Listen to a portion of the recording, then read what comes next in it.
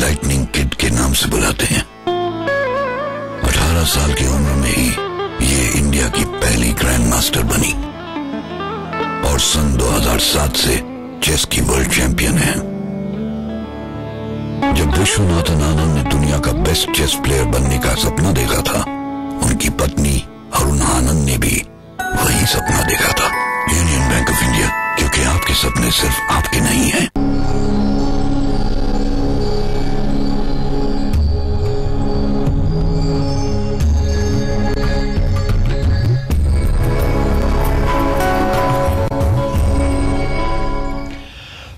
इस पूरे परिदृश्य में मैं देखता हूं कि हमारे समाज में बड़ी बात करते रहते हैं कि गैर बराबरी है, बड़ी नाइंसाफी है, सोशल जस्टिस की बात करते हैं, लेकिन हम देखते हैं कि समाज के हमारे ही बने हुए अलग अलग समूह एक दूसरे से बुरी तरह से लड़े हुए हैं।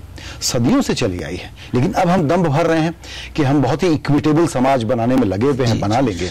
इस सामाजिक अन्याय से छुटकारा कैसे मिलेगा? देखिए, न्याय प्राकृतिक है या काल्पनिक है? इज इट रियल और इमेजिन्ड? कौन सी दुनिया है जहां पे सब समान रूप से देखा गया है? समान का मतलब क्या है? अगर मैथ्स का क्लास चल रहा है तो एक स्टूडेंट मैथ्स में बहुत ही 100 आउट ऑफ 100 और एक स्टूडेंट फेल हो रहा है, तो टीचर दोनों के साथ बर्ताव एक जैसे ही करेगी या अलग तरीके से करेगी? तो जब हम कह रहे हैं इक्विटेबल डिस्ट्रीब्यूशन, ये प्रकृति में नहीं होता, लेकिन समाज में हमारी ये इच्छा है कि जो प्रकृति में नहीं होता वो समाज में होना चाहिए। तो ये बहुत ही अपने को बहुत ही बड़ा एजेंडा हमने दिया है। अभी देखिए, शेर जो है रोज उसे खाने के पीछे दौड़ना पड़ता है और वो उतना ही खाता है जो उसे पकड़ पाता है, और पकड़ने के बाद जब पेट भर जाता है तो वो हंट नहीं करता। मनुष्य ऐसा नहीं है। हम तो दौड़ते रहेंगे, मारते रहेंगे, क्योंकि हमारे कल के लिए पैसा चाहिए, परसों के लिए पैसा चाहिए, 10 पुश्तों के लिए पैसा चाहिए। तो फिर तो जंगल में खाना हमेशा कम रहेगा। अभी किसको मैनेज करना है? मन को मैनेज करें, हमारी ग्रीड को मैनेज करें, या डिस्ट्रीब्यूट करें लोगों के साथ? सो प्रॉब्लम है कहां पे? हमारे मन में, हमारे कल्पना में, या प्रकृति में? ये देखना चाहिए। तो जब हम शब्द यूज करते हैं न्याय, ये जो हमने एक विचार किया है एक स्वर्ग का जहां पे सब लोग एक जैसे रहेंगे, वो कहीं यथार्थ में किसी ने देखा नहीं है, प्रैक्टिकल लाइफ में, किसी हिस्ट्री में नहीं हुआ है, किसी भी देश में नहीं है, लेकिन हमने इसका कल्पना किया है। ये हमारा कल्पना है और सच्चाई उससे बहुत दूर है और हमें दुख हो रहा है। हम सच्चाई से we have to go from down up, not up down. But हमने परफेक्शन क्रिएट किया है हमारे मन में और हम उसको चैलेंज नहीं कर रहे हैं। हम उसको नहीं, हम कह रहे हैं कि everybody is equal, should be equal, but society is not like that. तो प्रॉब्लम है। बट सोसाइटी हमेशा ऐसा ही रहा है and we have to go up, we have to go up and we have to try every day. If you do थोड़ा अच्छा किया, वेरी गुड, कल और अच्छा किया, very good. So you to go step by step upwards rather than keep saying अरे हम इतने बुरे हैं, हम कुछ अचीव नहीं किया है, तो उसे डिप्रेशन आता है। इससे क्या होप आता है? So the approach is very critical. और इसी समाज में जब हम कहते हैं कि धर्म के रास्ते पर चलो, जिस प्रकार का धार्मिक डिस्कोर्स हम चला रहे हैं, बड़ा महत्वपूर्ण मुझे लगता है ये मुद्दा, क्योंकि एक तरफ तो हमारे ऑब्जेक्टिव है भौतिकतावादी जी, लेकिन सब कुछ हमको लगता है कि अध्यात्म पर टिका हुआ है।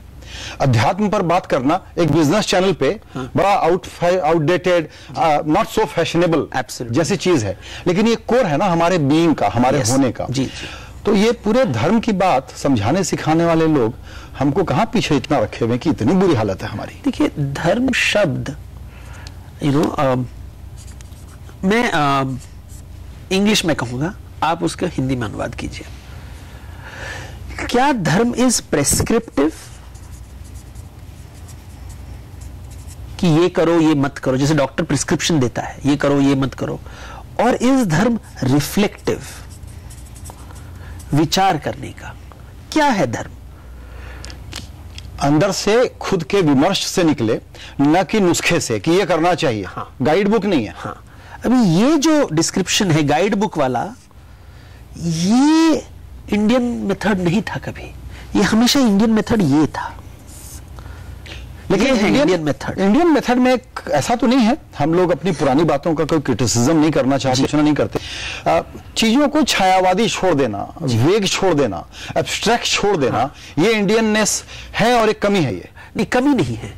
इसका मतलब है कि मुझे आप पे विश्वास है कि मैं जो तुम्हें रिफ्लेक्शन करके तुम ठीक निर्णय लो, मुझे तुम पे विश्वास है, तुम ठीक निर्णय ले सको। मुझे बताने की जरूरत नहीं कि सही क्या है। मतलब मुझ मनुष्य में विश्वास है।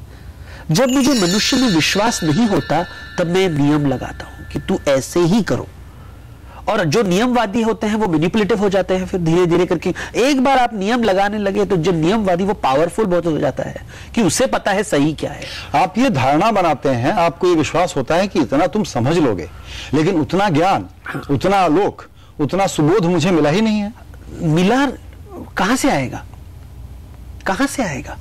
मन तो सबको भगवान ने दिया है। इसलिए तो हमने रिफ्लेक्ट किया नहीं। घर में संस्कार है नहीं तो रिफ्लेक्शन, बचपन से रिफ्लेक्शन नहीं है, हम नियमवादी बन गए। रूल बुक, पेरेंट्स भी नहीं, कोई दिमाग लगाने को तैयार ही नहीं है। ये है धर्म का आजकल डेफिनेशन कि रिस्पॉन्सिबिलिटी, क्योंकि मैं आपके पास जाऊंगा, आप बताओ क्या करना है, मैं करूंगा। मैं रिस्पॉन्सिबिलिटी नहीं लेता, गुरु रिस्पॉन्सिबिलिटी लेगा, भगवान रिस्पॉन्सिबिलिटी लेगा, कोर्ट रिस्पॉन्सिबिलिटी लेगी, कॉन्स्टिट्यूशन रिस्पॉन्सिबिलिटी, गवर्नमेंट रिस्पॉन्सिबिलिटी, मैं रिस्पॉन्सिबिलिटी नहीं लूंगा। लेकिन जो इंडियन मेथड था कि आप रिस्पॉन्सिबिलिटी लोगे, क्योंकि ये आपको ही जिंदगी आपका, निर्णय आपका, कर्म आपका, भाग्य आपका, सब आपका, दूसरे के ऊपर क्यों थोप रहे हो? तो ये रिस्पॉन्सिबिलिटी लेना, क्योंकि तुमने वो क्षमता है, इच्छा नहीं है वो अलग बात है, लेकिन क्षमता है सही डिसीजन लेने की। हम ये मानते हैं कि अगर रूल्स नहीं होंगे तो हम पशु बन जाएंगे, तो मतलब हम पालतू जानवर हैं क्या? तो ये एक बड़ा फ्लॉ फिर हमारे आज के मौजूदा समाज का भी है कि हम सेल्फ पर फोकस और अपने परिष्कार कोई एजेंडा नहीं मानेंगे। नहीं। सारी दुनिया को सुधारने का एजेंडा हमारा है। जी, क्योंकि अगेन पाश्चात्य विचार में क्या है कि हम अपने आप को बदल नहीं सकते। आज लोग बदलते नहीं हैं, लेकिन हमारे यहां सब कुछ बदलता है। आत्मा को छोड़ के सब कुछ बदलता है। तो विचार बदलता है, पॉलिटिक्स बदलते हैं, इकोनॉमिक्स बदलते हैं, सिचुएशन बदलता है, सब बदलता है, आत्मा नहीं बदलता। ये इंडियन थॉट है। वेस्टर्न थॉट है कि आदमी नहीं बदलते, तो आपको हमेशा सिचुएशन बदलना पड़ता है, आदमी नहीं बदलेंगे। तो ऐसे ही झगड़े में, कॉन्फ्लिक्ट में, उजाले अंधेरे की लड़ाई में कहीं से कोई एक राम आता है, मर्यादा पुरुषोत्तम राम जी, जो फिर एक नया एजेंडा लिखता है। हाँ। फिर हम सदियों तक ह्यूमैनिटी उसका पालन करती है कि नहीं, राम ने ऐसा कहा। नहीं, राम केवल त्रेता युग के लिए, कृष्ण द्वापर युग, हर युग के लिए अलग अवतार होता है। मतलब जैसे सिचुएशन बदलता है, विचार करके विष्णु कहता है कि अभी मुझे राम बनना है, अभी मुझे कृष्ण बनना है, कभी मुझे परशुराम बनना। तो रिस्पॉन्सिबिलिटी कौन ले रहा है? भगवान खुद रिस्पॉन्सिबिलिटी अपने लिए ले रहे हैं। भगवान का मतलब क्या है? भगवान, is it first person, second person और थर्ड पर्सन? मतलब मेरे में भगवान, आप में भगवान या बाहर भगवान? ये हमें डिसाइड करना है जी। पर इंडियन परंपरा कहती है हमारे अंदर परम भगवान, आपके अंदर भगवान। तो आप विचार अपना निर्णय ले सकते हो, क्षमता है। जैसे मैंने कहा मुझे इच्छा नहीं है तो मैं भगवान नहीं, बाहर भगवान है, तो मैंने रिस्पॉन्सिबिलिटी थोप दी दूसरे के ऊपर और मुक्त हो। फिर ऐसे में हम इंतजार करते हैं कि अब हमारे इस नए जमाने का राम कृष्ण या कहीं से बाहर से कोई आएगा और सब हमें बचाएगा। कुछ नहीं, अंदर ही है सब कुछ। डॉक्टर देवदत्त पटनायक और मेरे बीच शास्त्रार्थ के इस तीसरे कार्यक्रम में हमने बात की समाज की, हमारे और आपके समाज के साथ जो रिश्ते और जो धर्म है उसकी। आप हमें चाहें तो अपने सवाल, सुझाव, राय, जो भी नजरिया हो आपका, हमें लिख करके भेज सकते हैं shastrarth@network18online.com पर, या आप हमको SMS कर सकते हैं 51818। आपकी राय का हमें इंतजार रहेगा।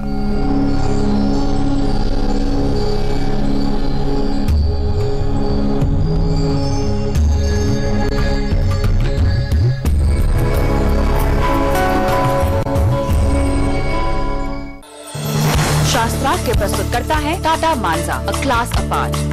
प्रायोजक है Hindware Italian collection, get in and get charged. ज्यूलक्स, अपने रंग झलकने दो। और GE इमेजिनेशन एट वर्क।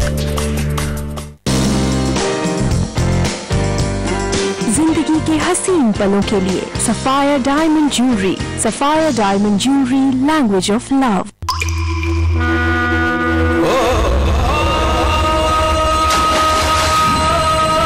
मेरे देश